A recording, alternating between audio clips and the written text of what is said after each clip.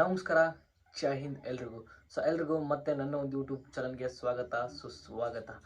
ತುಂಬ ಜನನೇ ಕೇಳ್ತಾ ಇದ್ರು, ಅಗ್ನಿವೀರ್ ಒಳಗಡೆ ಏಜ್ ಲಿಮಿಟ್ನ ಜಾಸ್ತಿ ಮಾಡಿದ್ದಾರೆ, 21ರಿಂದ 23 ಏಜ್ನ ಮಾಡಿದ್ದಾರೆ ಅಂತ ಹೇಳ್ಬಿಟ್ಟು. ತುಂಬ ಜನ ನನಗೆ ಕೇಳ್ತಾ ಇದ್ರು, ಹಾಗೆಯೇ ಕಾಮೆಂಟಲ್ಲಿ ಕೂಡ ಹೇಳಿದ್ರು ಇದ್ರ ಬಗ್ಗೆ ಒಂದು ವಿಡಿಯೋನ ಮಾಡಿ ಅಂತೇಳಿ.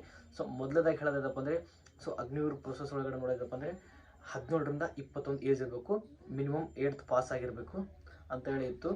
ಇದರೊಳಗಡೆ ಜನರಲ್ ಡ್ಯೂಟಿ ಆಗಿರ್ಬೋದು, ಹಾಗೆಯೇ ಟೆಕ್ನಿಕಲ್ ಆಗಿರ್ಬೋದು, ಟ್ರೇಡ್ಸ್ಮ್ಯಾನ್ ಆಗಿರ್ಬೋದು, ಕ್ಲರ್ಕ್ ಆಗಿರ್ಬೋದು, ಆಮೇಲೆ WMP ಆಗಿರ್ಬೋದು.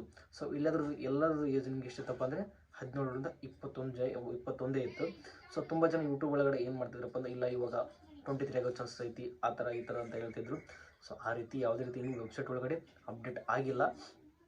ಅವರು ಯಾವುದು ಒಂದು ಇದನ್ನು ನೋಡಿ ಹೇಳಿದ್ರೆ ಗೊತ್ತಿಲ್ಲ, ಅದರೊಳಗಡೆ ಅಪ್ಡೇಟ್ ಆಗ್ಬೋದು ಅಂತ ಹೇಳಿದ್ರೆ ಅಷ್ಟೇ. 100% ಅದರೊಳಗಡೆ ನಿಮಗೆ 23 ಏಜ್ ಆಗುತ್ತೆ ಅಂತ ಯಾವುದೇ ರೀತಿ ಕನ್ಫರ್ಮ್ ಆಗಿ ಹೇಳಿಲ್ಲ.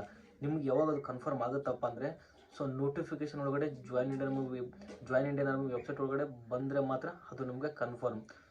ಸುಮ್ಮನೆ ವಿಡಿಯೋ ನೋಡಿ ಯಾರು ನಂಬಲಿಕ್ಕೆ ಹೋಗ್ಬೇಡ್ರಿ.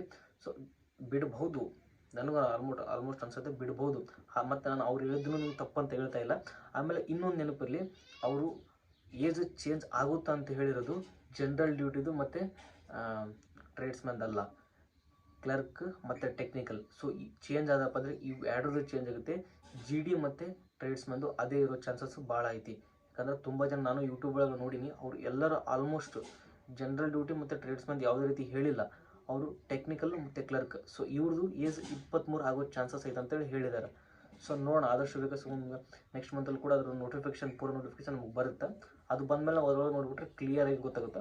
ಹಾಗಾಗಿ ಅಲ್ಲಿವರೆಗೂ ಯಾರು ಅರ್ಜೆಂಟ್ ಮಾಡ್ಲಿಕ್ಕೆ ಹೋಗ್ಬಿಟ್ರಿ. ಆರಾಮಾಗಿ ಎಲ್ಲರೂ ವೇಟ್ ಮಾಡಿರಿ, ನೋಡಮ್ಮ. ಅದು ನಿಮ್ಗೆ ಪೂರ ನೋಟಿಫಿಕೇಶನ್ ಬಂತಪ್ಪ ಅಂದರೆ ನಾನು ನಿಮ್ಗೆ ತಿಳಿಸ್ಕೊಡ್ತೀನಿ. ಅಲ್ಲಿವರೆಗೂ ವೇಟ್ ಮಾಡ್ತಾರೆ. ಹಾಗೆ ನಾನು ನಿಮಗೆ ನೆಕ್ಸ್ಟ್ ವಿಡಿಯೋದೊಳಗಡೆ ಅದ್ರ ಬಗ್ಗೆ ಸಂಪೂರ್ಣವಾಗಿ ತಿಳಿಸ್ಕೊಡ್ತೀನಿ. ಅದು ನಿಮಗೆ ನೋಟಿಫಿಕೇಶನ್ ಬಂದ ತಕ್ಷಣ